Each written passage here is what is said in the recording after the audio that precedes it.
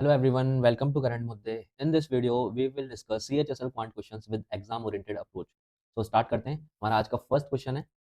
Two candidates A and B contested in an election. 80% of the voters cast their votes, out of which 2% of the votes were invalid. A got 9,408 यानी 9,408 votes, which was 60% of the valid votes. Find the total number of votes. तो हमें total number of votes चाहिए. Okay, तो हम मान लेते हैं कि जो टोटल जो वोटर्स थे वो कितने थे, 1000 थे. उन 1000 में से 800 ने वोट दिया, यानी 80% ने वोट दिया. इस 800 में से भी जो इन 800 ने वोट दिया उसमें से भी 2% जो है वो इनवैलिड हो गए, यानी बचे कितने, 98% ऑफ 800, यानी 8 इंटू 98. और अब इसका भी 60% जो थे वो ही वैलिड वोट थे, तो कितना 3/5 60% होता है. ये किसको मिला है, ये मिला है ए को. कितने, 9408 वोट्स. तो इसको सॉल्व करते हैं. तो 8 या 24, 24 को इससे सिंप्लीफाई करें तो कितना आता है, 24 या 72 और ये 22 यानी 220. 24 में 216 और 4 24 दूनी 48 यानी 392. और अगर 98 को मैं 392 से कट करूंगा तो 100 408 यानी 4 बार जाएगा, तो ये पूरा कट गया. यानी एक यूनिट की वैल्यू कितनी आई, 5 इधर जाके मल्टीप्लाई होगा तो 20. एक यूनिट की वैल्यू 20. तो हमारे पास ये 1000 यूनिट हमने जो टोटल वोटर्स माने थे इसकी वैल्यू कितनी आई हमारे पास, 20,000. तो ऐसे हो सकता है, यानी इसका आंसर कितना है, 20,000. या इसको ऐसे कर लो कि टोटल जो वोटर्स थे वो कितने थे, एक्स थे, या टोटल मत कितने थे, एक्स थे. तो एक्स का हमें कितना कितने परसेंट वोट दिया, 80% वोट डाला, तो यानी 4/5 वोट डाला. इसका भी 2% इनवैलिड हो गया, यानी 98% वैलिड था. इसका भी 60% ने ए को वोट दिया है, तो ये ए को वोट कितने मिले, 9408 वोट्स. तो यानी वापस से एक्स की वैल्यू यहाँ से भी कितनी आ जाएगी, 20,000. इसको ऐसे भी लिख सकते हैं सीधा एक ही लाइन में. तो ए की वैल्यू कितनी आ गई, एक्स की वैल्यू आ गई हमारे पास 20,000. तो नेक्स्ट क्वेश्चन है हमारा, 1/sin theta minus cot square theta upon 1 + cosec theta. तो इसको सॉल्व करते हैं. 1/sin थीटा होता है cosec थीटा, तो cosec theta minus cot square theta upon 1 + cosec theta. अब इसको मल्टीप्लाई करते हैं, cosec theta plus cosec square theta minus cot square theta upon 1 + cosec square theta. तो ये हमारे पास कितना होता है, cosec square minus cot square बराबर 1, cosec प्लस 1 अपॉन 1 + cosec यानी 1. तो हमारा आंसर कितना आया, 1. या इसको वैल्यू पुटिंग से भी कर सकते हैं हम, तो इसको मेथड 2 करके लिख लो. वैल्यू पुटिंग से थीटा इक्वल टू जो थीटा की वैल्यू 45 डिग्री पुट करते हैं तो भी आंसर आ जाएगा. तो 45 डिग्री पुट करेंगे तो 1/sin theta cosec theta, cosec 45 degree कितना होता है, √2 माइनस कॉट स्क्वायर 45 होता है हमारे पास 1/1 + cosec थीटा, cosec 45 √2 1 + √2. इसको जब हम सॉल्व करेंगे तो ये कितना आ जाएगा, यहाँ मल्टीप्लाई करेंगे तो √2 + 2 माइनस 1/√2 + 1. तो ये कितना आ जाएगा, √2 + 1/√2 + 1, 1. आंसर कितना है, 1. नेक्स्ट क्वेश्चन, सुहास एक 3.15 मीटर लंबा पेड़ और एक इमारत इस प्रकार अवस्थित खड़े हैं कि जमीन पर उनके आधार एक रस्त है. एक रेखा का मतलब होता है कि एक ही लेवल पे खड़े हैं तीनों. एंड पेड़ इमारत और सुहास के बीच स्थित है. जो पेड़ है वो इमारत है और सुहास दोनों के बीच में है, मिडिल में है. पेड़ सुहास से 7.5 मीटर की दूरी पर है और इमारत से 45 मीटर की दूरी पर है. इसके अलावा सुहास की आंखें पेड़ का शीर्ष और इमारत का शीर्ष एक ही पंक्ति में है. उनकी जो एक स्ट्रेट लाइन में सुहास की आंखें, पेड़ का टॉप और जो इमारत है जो बिल्डिंग है उसका टॉप, तीनों एक ही लाइन में है. सुहास की आंखें जो जमीन से 1.8 मीटर की ऊंचाई पर है, तो हमें इमारत की ऊंचाई बतानी है. यानी हमें इस पोजीशन पे इस जो पेड़, ये जो बिल्डिंग है इसकी टोटल हाइट बतानी है हमें. तो हम देखते हैं कि यहाँ से यहाँ तक की जो डिस्टेंस है वो 1.8 है, ये वाली यहाँ से यहाँ तक की डिस्टेंस. और ये वाली डिस्टेंस भी कितनी है, 1.8 है. तो यानी ऊपर वाली जो ये हाइट है इतनी, इसको हम h मान लेते हैं कि ये कितनी है, h है. अब यहाँ पर देखते हैं कि ये जो बेस है ये किस रेशियो में डिवाइड है, यहाँ से यहाँ तक 7.5 और 45 यानी ये 1:6 में है. तो यहाँ से हम थेल्स थ्योरम लगा सकते हैं इस छोटे ट्राइंगल में, और ये जो बड़ा ट्राइंगल है इस बड़े ट्राइंगल में. तो थेल्स थ्योरम क्या कहती है हमारी कि ये वाला रेशियो यानी 1 अपॉन ये पूरी डिस्टेंस, ये कितनी है 1 और 6 यानी 7, 1/7 ये किसके बराबर होगा, इस डिस्टेंस के. और इस डिस्टेंस के रेशियो के बराबर. तो ये डिस्टेंस कितनी है, देखो टोटल जो डिस्टेंस थी पेड़ की, जो लेंथ थी वो कितनी थी 3.15. इसमें से हमारी 1.8 ये जो पेड़ की नीचे वाला हिस्सा है ये वाला, इसकी ये डिस्टेंस हटा दें हम, ये लेंथ हटाएंगे तो कितना आ जाएगा हमारे पास, 5, 11 में से 8 गए 3 और ये 2 में से 1 गया 1 यानी 1.35 अपॉन नीचे कितना है ये h. तो ये h की वैल्यू कितनी आ जाएगी हमारे पास, 1.35 इंटू 7. नेक्स्ट क्वेश्चन है हमारे पास, एक डीलर अंकित मूल्य पर 7% की छूट देता है और प्रत्येक 25 वस्तुएं खरीदने पर एक वस्तु निःशुल्क देता है. यानी अगर कोई ग्राहक है, अगर वो 25 वस्तुएं खरीदता है तो उसे 26 वस्तुएं मिलती है, ये कह रहा है. और इस प्रकार उसे 25% का लाभ होता है. तो पहले जो डीलर है वो कैसे कैसे डिस्काउंट दे रहा है, पहले वो कहता है कि मैं 100 रुपए की चीज को कितने में दे रहा हूँ, 93 रुपए में दे रहा हूँ. फिर कहता है कि मैं 26 रुपए की कॉस्ट वाली चीज को 25 में दे रहा हूँ, या 26 चीजों के मूल्य पर, यानी 26 चीजें अगर आप लोगे तो आपको पैसा किसका पे करना पड़ेगा, 25 का। तो डिस्काउंट कितने का दिया, 1/26 का। तो ये हो गया। अब इससे जो ओवरऑल हुआ क्या है, इससे हुआ है उस बंदे को 25% प्रॉफिट, यानी 4 से 5, 25% प्रॉफिट हुआ। ये पूछ रहा है लागत मूल्य के ऊपर अंकित मूल्य में प्रतिशत वृद्धि ज्ञात कीजिए, यानी ये सीपी और एमपी ये भी हुआ होगा। तो ये 3 चीजें करी है उसने, और उसके बाद जो रिजल्टेंट निकला है वो है 25% का प्रॉफिट। तो देखते हैं कितना हुआ। तो इसको सिंप्लीफाई करते हैं, 25 चौक 100, 4 से 4 को सिंप्लीफाई करा, यहाँ कितना बचा, सीपी रेशियो एमपी कितना हो जाएगा हमारे पास, ये आ जाएगा 93, और ये क्रॉस मल्टीप्लाई हो जाएगा 26 इंटू 5 130। तो यानी उसे प्रॉफिट कितने का हुआ, 93 से 130 का एमपी हुआ। मार्कअप मार्कअप कितना हुआ, 37 का। तो 37 इंटू 100 अपॉन कितना हो गया नीचे, 93। इसको हम 31 से कट करते हैं। अगर हम इसको 31 से कट करेंगे तो ये कितना आ जाएगा, नीचे 3, और ऊपर जब 3700 को 31 से करेंगे तो 31 से कम 31, और यहाँ बचा 6, यानी 60। तो 31 से कम 31, यहाँ बचा 29, यानी 290। हमें पता है कि 31 को अगर मैं 9 से मल्टीप्लाई करूँ तो कितना आता है, 279। तो 290 था, यानी कितना बचा, 11। तो 9 बार गया। इसके बाद क्रॉस क्रॉस मतलब 119 पॉइंट कुछ लगभग में जाएगा। इसको दोबारा जब हम डिवाइड करेंगे 3 से, तो 3 तिया 9, 2 बचा, 3 नाम 27, यानी हमारा जो आंसर आएगा 39.xx% आएगा। एक ही ऑप्शन ऐसा है जो 39.xx% में, हमारा आंसर कितना हो जाएगा, फर्स्ट ऑप्शन 39.78%। तो नेक्स्ट क्वेश्चन देखते हैं। 12 बच्चों के एक समूह का औसत भार 66 है। यदि ए और बी के स्थान पर 2 बच्चे एक्स और वाई समूह में शामिल होते हैं तो नया औसत भार 65 केजी हो जाता है। ए का भार जो है हमारे को दिया हुआ है बी के भार के बराबर है, और एक्स का जो भार है वो वाई के भार के बराबर है। यानी दो बंदे जो हैं कि ए और बी के स्थान पर मैं ये मान सकता हूँ कि कोई ये 2 है, और एक्स वाई के स्थान पर मान सकता हूँ कि ये 2x है, क्योंकि एक्स और वाई का वेट सेम है। यानी मैं कह सकता हूँ कि ए वेट के 2 बंदे बाहर गए और एक्स वेट के 2 बंदे अंदर आए। इससे हुआ क्या है, औसत भार जो है 65 हो गया है, यानी पर्सन्स अभी भी 12 ही हैं, जो चिल्ड्रंस हैं वो अभी भी 12 ही हैं। एक और बच्चा सी को समूह में शामिल किया जाता है तो नया औसत भार 65 केजी रहता है, यानी औसत जो है चेंज नहीं होता। और यहाँ दे रखा है सी के बारे में कि सी का जो भार है वो एक्स के भार के बराबर है, हमें ए का भार फाइंड करना है। तो देखते हैं, यानी 12 बच्चों का औसत भार है वो 66 है। अब वापस से क्या है, 12 बच्चों का ही जो औसत भार है वो 65 हो गया। क्यों, औसत भार में एक की कमी हुई।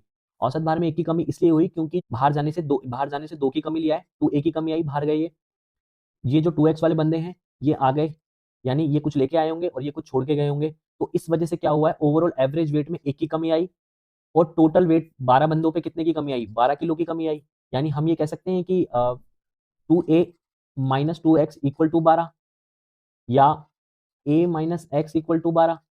यानी देखो, 2a के जाने से और 2x के आने से, इन दोनों का जो रिप्लेसमेंट से ये जो रिप्लेस हुआ है, इस रिप्लेसमेंट से ओवरऑल एवरेज वेट में कितने की कमी आई है, 12 की। यानी हम ये कह सकते हैं कि 2a के जाने से और 2x के आने से जो एवरेज जो टोटल जो वेट है, वो इनका जो डिफरेंस है वो कितना है, 12 किलो है। यानी a - x = कितना है, 12/2 इक्वल टू कितना, 6। तो ये कह सकते हैं हम। और हमें पता है कि जो सी बंदा है अब वो आया है एक्स्ट्रा, वो उसके आने से जो एवरेज वेट है वो नो चेंज हुआ है।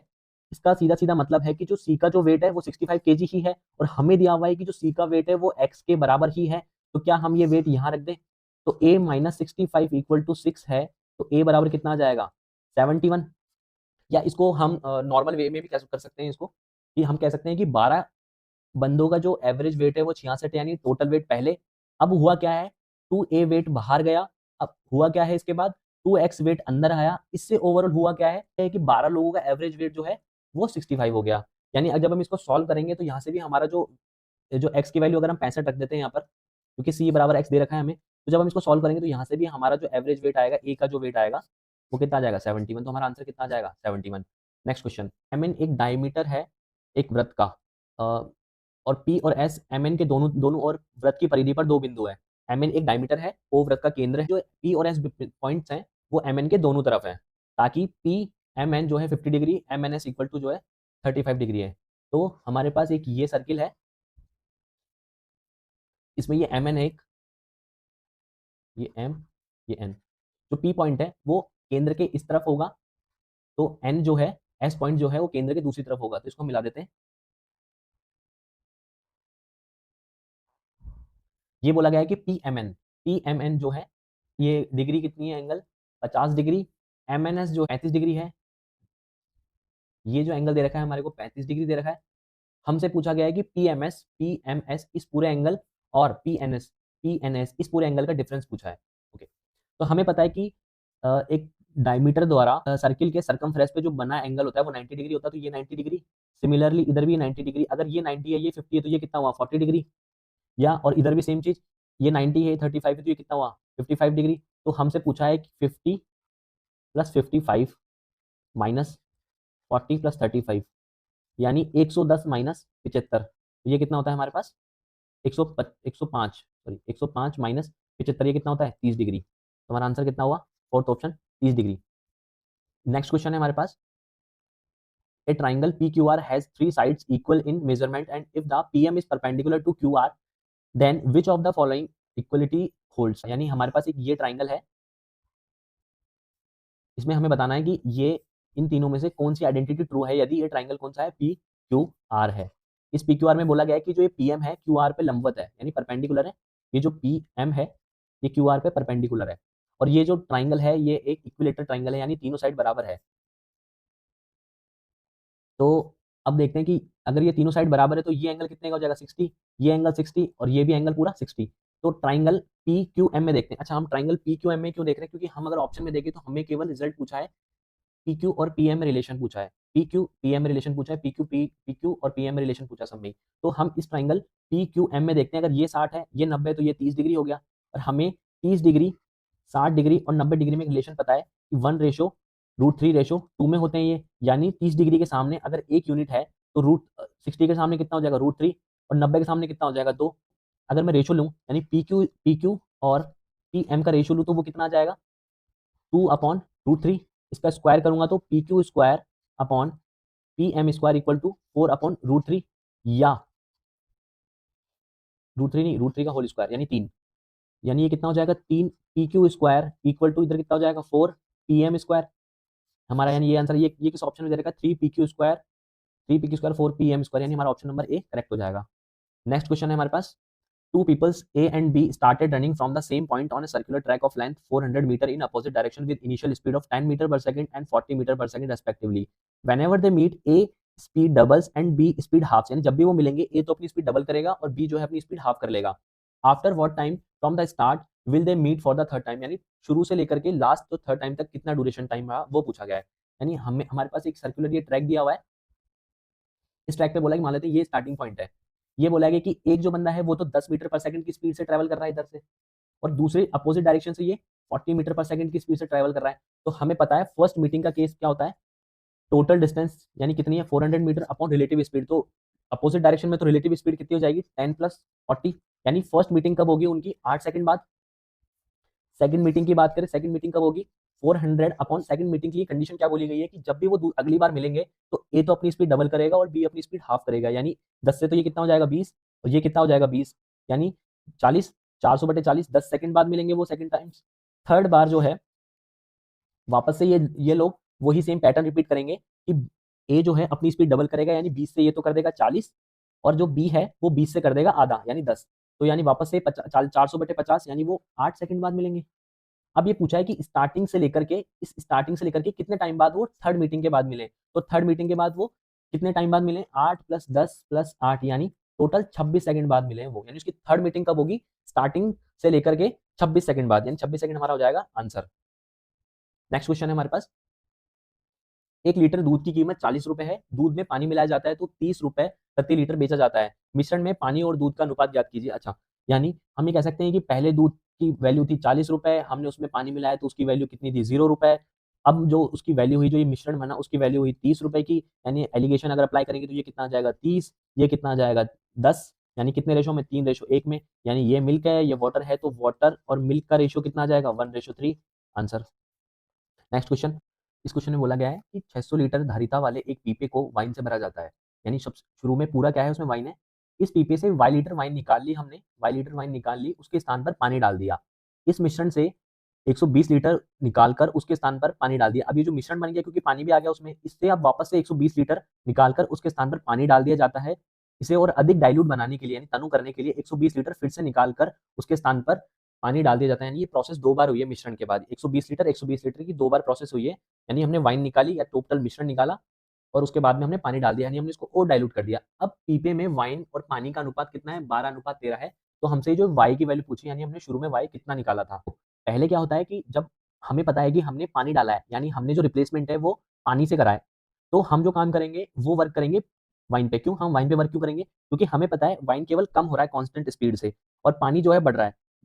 वाइन एक ऐसी चीज है यहाँ पर कि जो बढ़ नहीं रही है, हम पानी बढ़ा रहे हैं। तो हम हमारा जो एक वैल्यू जो है जो कंस्टेंटली कम होती रहेगी, कम होती रहेगी, कम होती रहेगी किसी एक फिक्स रेशो से, वो है वाइन। इसलिए हम जो वर्क करेंगे वो वाइन पे करेंगे। यानी पहले जो वाइन थी 600 थी, अब वाइन कितनी, अब वाइन निकाला कितना, हमने निकाला कितना y अपॉन 600।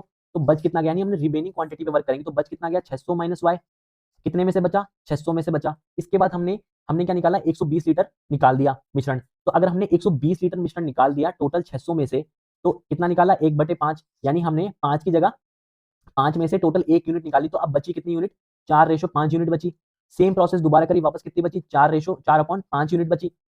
तो टोटल जो अब क्वांटिटी निकल के आई है वाइन की वो कितना है? 12/13। तो 12 अपॉन टोटल कितना बचा है? 25 रेशो कितने का? 600 का। तो ये कितना होता है? 25 चौक यानी 600, 25 चौक 100, 24, 24 12 का स्क्वायर 144 दूनी 288, यानी कितना हो जाएगा?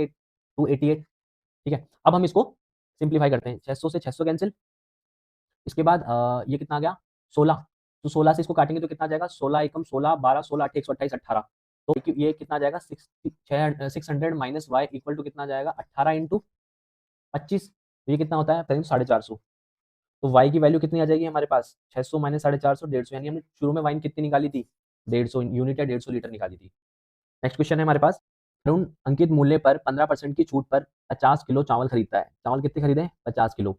थोक मात्रा में चावल खरीदने पर उसे 5 किलो गेहूं, जिसका अंकित मूल्य चावल के अंकित मूल्य का 60% है, गिफ्ट दिया जाता है, यानी मुफ्त में दे दिया।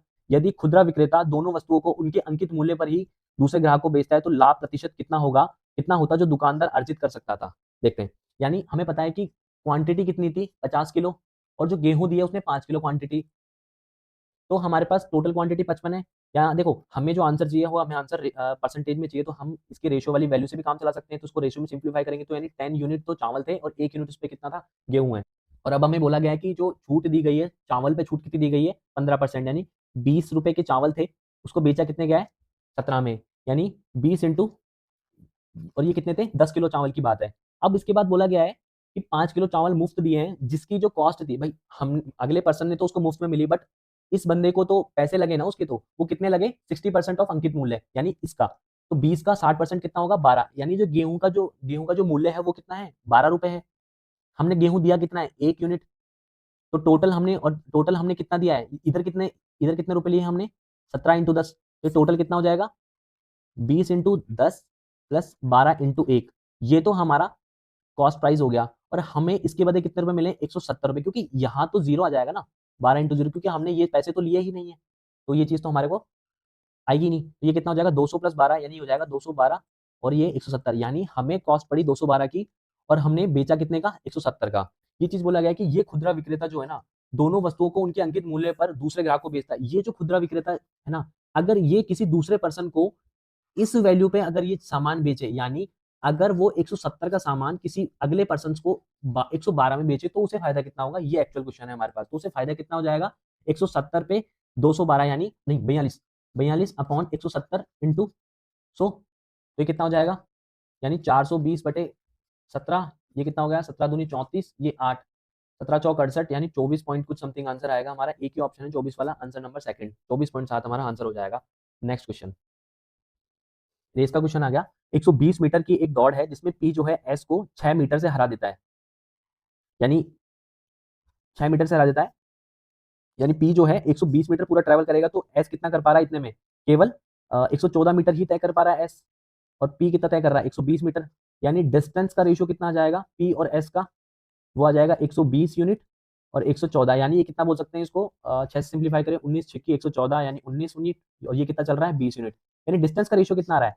20 और 20 रेशियो 19, किसका हो जाएगा? स्पीड का भी हो जाएगा ये रेशियो, और डिस्टेंस का भी ये रेशियो हो जाएगा। यानी 20 यूनिट अगर पी चल रहा है तो एस कितना चल रहा है? 19 यूनिट चल रहा है। अब सेकंड सिचुएशन में बोला गया है, यदि एस 7.5 मीटर की बढ़त के साथ दौड़ शुरू करता है और ये 100 मीटर की दौड़ है, तो दौड़ कौन जीतता है और कितने मीटर जीतता है? तो इस सिनेरियो में क्या होता है कि ये जो बंदा है ना एस, ये हेड स्टार्ट लेता है, यानी कितने का हेड स्टार्ट लेता है? 7.5 मीटर का। यहाँ पर पी है, यानी एस को कितना चलना है अब? 92.5। पी को कितना चलना है? 100 मीटर। तो अब पहले चीज तो ये पूछी गई कि जीतेगा कौन रेस, जो डिस्टेंस का रेशियो लेते हैं।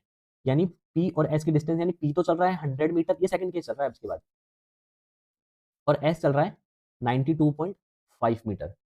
हमें पता है यही स्पीड का रेशियो, स्पीड तो सेम रहेगी दोनों केस में, तो हम देखते हैं कि 20 सेकंड, ये 20 की स्पीड से 100 मीटर की रेस जीतने में पी को लगेंगे 5 सेकंड। 5 सेकंड लगे, इस 5 सेकंड में 19 अगर मैं, और इसी 5 सेकंड में एस द्वारा 19 की स्पीड से कितना चल सकता है, वो 95 मीटर। लेकिन एस चला कितना है, एस चला कितना है 92.5, यानी हमें पता है जितने टाइम में पी 5 सेकंड में रेस कंप्लीट करेगा, उससे पहले ही एस जो है रेस कंप्लीट कर चुका होगा, क्योंकि उस 5 सेकंड में एस द्वारा 19 की स्पीड से 95 मीटर कवर हो रहे हैं, यानी वो 5 सेकंड से कम में ही अपनी 92.5 मीटर की रेस कंप्लीट कर लेगा, यानी जीता कौन, एस। तो ये ऑप्शंस तो कट गए, अब बचे एस। अब ये पूछ रहा है जीता कितने से, तो देखो, यानी हमें पता है कि जब जिस हमें पता है जब एस जो है 92.5 की डिस्टेंस को 19 की स्पीड से कवर कर रहा है, जितने टाइम में ये कवर कर रहा है, अगर देख लेते हैं कि पी उसकी पोजीशन उस टाइम कहां पे होगी, जितने टाइम में एस ने 19 मीटर पर सेकंड की स्पीड से या 19 यूनिट से 92.5 मीटर कवर करी है, उतने टाइम में पी ने कितना कवर करा होगा, तो ये कितना हो जाएगा 92.5, यानी 10, एक 4, 2 दूनी 4, यानी 5 और 19 दूनी 18, यानी 1850, 1850 बटे 19, इसको करते हो 19 में 171, 71 बटे 14, 19 सत्ते 133, और 19 7, 7 बचा, यानी पॉइंट लगाए 0, 19 दूना 38 57, जो 76, 19 तिया 57, 19 तिया 57 यहाँ पे आ गया, और ये कितना बचा 13, 19 छिक्की 114, यानी पी की जो पोजीशन है, पी कितना ट्रेवल कर चुका होगा इतने टाइम में 97.36, यानी पी कितने से हारा है 2.63 मीटर से, तो पी कितने से हारा है 2.63 मीटर से, यानी एस ने पी को कितने से हराया है 2.63 मीटर से, या इसको हम सीधा भी कह सकते हैं, सीधा हम इसको ऐसे बोलेंगे कि डिस्टेंस का रेशियो कितना है 20:19, यानी इस एक यूनिट की वैल्यू कितनी है 2.5, 2.5 कैसे आई, देखो इस 5 सेकंड में पी कितना चला है, इस 5 सेकंड में पी 100 मीटर चला है, अगर उतने ही 5 सेकंड में अगर मैं एस को चलाऊं 19 की स्पीड से, तो 95 में चलता, बट चला कितना वो 92.5, यानी डिफरेंस कितना है, यानी इस ही 2.5 मीटर में, इस 2.5 मीटर को अगर मैं 19 की स्पीड से कवर करूं, और ये जो टाइम है, इस टाइम में जो पी है वो 20 की स्पीड से कितनी डिस्टेंस कवर करेगा 2.63, तो यानी वो कितने से हरा है 2.63 मीटर से हरा है, तो इसका आंसर कितना हो जाएगा ऑप्शन डी, एस जो है 2.63 मीटर से जीतेगा। नेक्स्ट क्वेश्चन है हमारे पास, in t years the simple interest earned on a certain amount at the rate of 10% per annum is 5/8 of the principal amount. If the rate of interest is made 3/4 of the 10% and the simple interest remain the same, which of the following statement is true about the value? देखो हमें बोला है कि जो interest है वो कितना मिला है 5/8 मिला है, यानी हम मान लेते हैं कि अगर इंटरेस्ट 5 है, ये प्रिंसिपल कितना है 8, रेट ऑफ इंटरेस्ट कितना है 10%, यानी 1/10, टाइम कितना है टी, तो यहाँ से जो टी की वैल्यू आती है, स्मॉल टी की वैल्यू कितनी आ जाएगी हमारे पास 50/8, यानी 25/4। सेकंड कंडीशन, इस सेकंड कंडीशन में बोला है हमारे को कि अब जो रेट ऑफ इंटरेस्ट है वो 3/4 हो जाता है 10 का, and that simple interest remain the same, यानी 5 है तो यहाँ भी 5 ही होगा सिंपल इंटरेस्ट। अब बोला है कि ये जो प्रिंसिपल अमाउंट है वो भी 8 ही है, लेकिन ये बोल दिया कि जो रेट है वो 3/4 हो जाती है, यानी 1/10 का 3/4 हो गई। तो ये पूछा है कि जो अब ये जो टाइम है ना, इस टाइम के बारे में पूछा है कि ये टाइम के साथ हुआ क्या है, भाई इस छोटे वाले टी के समान ही रहता है, या उसका 3/4 हो जाता है, या बढ़कर 8 से 1/3 हो जाता है, या फिर 8 से 1/3 से बढ़ जाता है, तो ये देखते हैं क्या होता है। इसको कट करते हैं तो 2, 2 5, 25/3, यानी टी की जो वैल्यू आएगी वो कितनी आ जाएगी 25/3। अब चेक करते हैं 25/3 का मतलब होता है 8 से 1/3 ईयर्स। अब देखते हैं कि ये टी के समान ही रहता है, नहीं, टी की तो वैल्यू हमारे पास कितनी थी 6 से 1/4 थी, यहाँ कितनी है 8 से 1/4, तो पहला ऑप्शन गलत। ये टी का 3/4 हो जाता है, नहीं, अगर मैं 25/4 का 3/4 करूंगा तो 75/16 जाएगा, जो कि 8 से 1/3 नहीं होता, गलत है सेकंड ऑप्शन सही। यह बढ़कर 8 से 1/3 वर्ष हो जाता है, तो ये बड़ा है, कितना हो गया बढ़ के 8 से 1/3 हो गया है, तो हमारा आंसर ये सही हो जाएगा। फोर्थ ऑप्शन गलत क्यों हुआ, फोर्थ ऑप्शन बोला है कि इट इज इंक्रीज बाय 8 से 1/3 ईयर, यानी ये जो फोर्थ ऑप्शन में ये कहना चाह रहा है कि पहले कितना था 25/4 था, अब कितना हो गया 25/3, तो इस डिफरेंस की वैल्यू 8 से 1/3 है, क्या ऐसा है क्या, नहीं है ना, तो फोर्थ ऑप्शन भी गलत है, हमारा आंसर क्या हो जाएगा ऑप्शन नंबर थर्ड।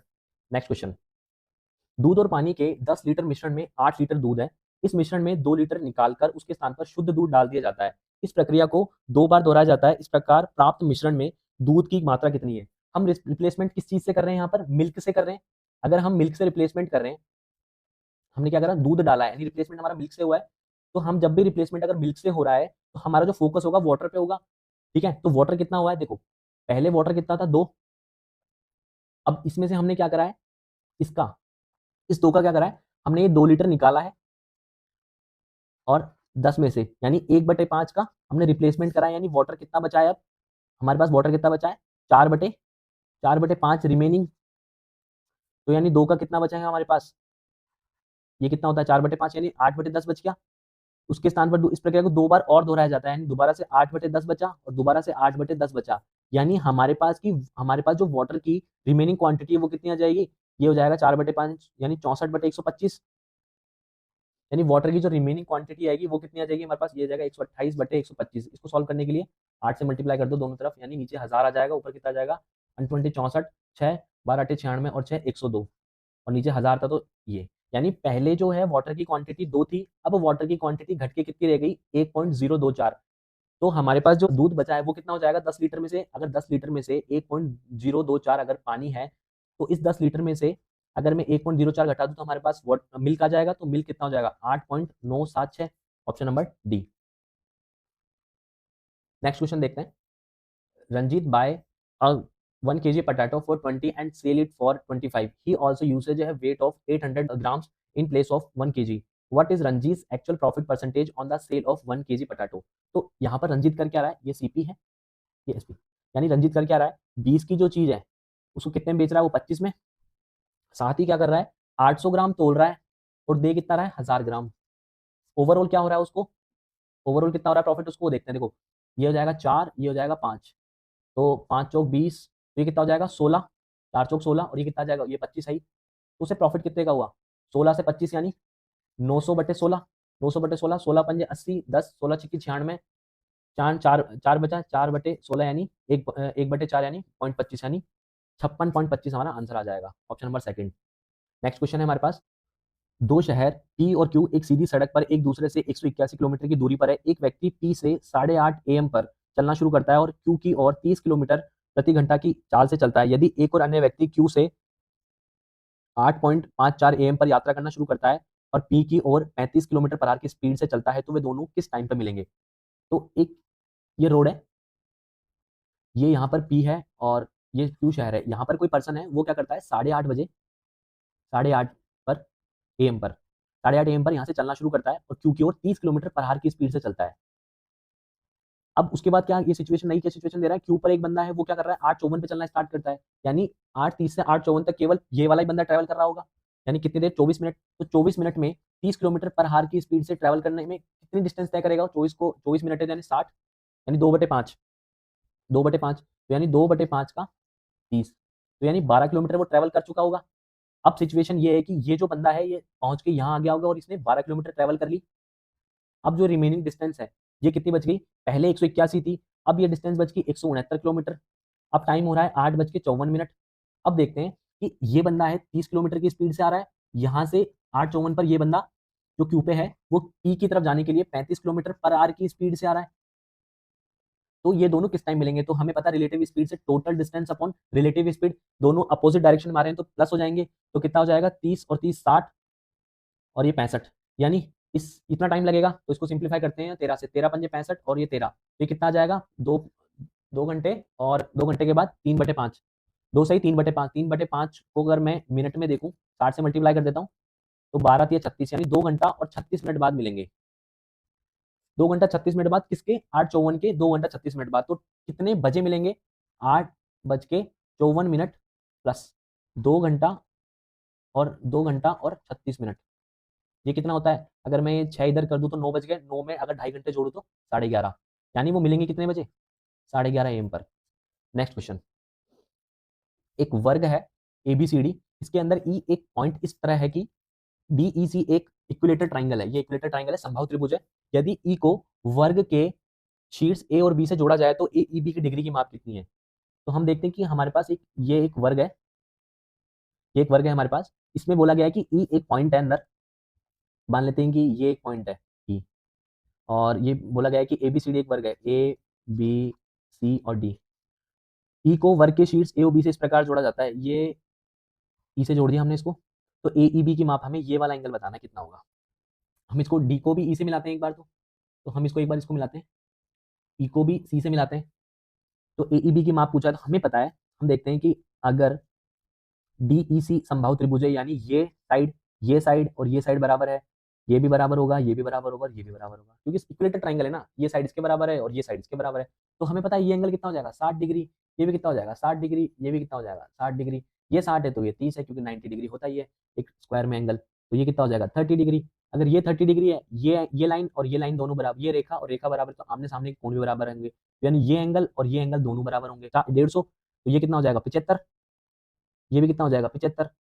तो अगर ये 75, सिमिलरली यहाँ पर भी वही सीन होगा, ये भी कितना हो जाएगा 75 और ये भी कितना हो जाएगा 75। तो 360 में से ये जो एंगल ई पे बता रहा हूँ, एंगल ई पर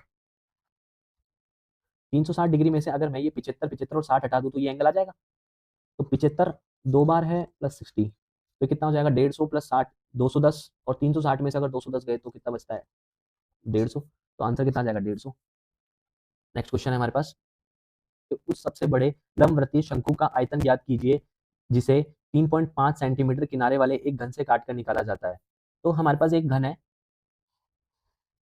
इस घन में अगर एक सबसे बड़ा जो है लंबवृत्तीय शंकु हम डालते हैं पहले, ये घन है,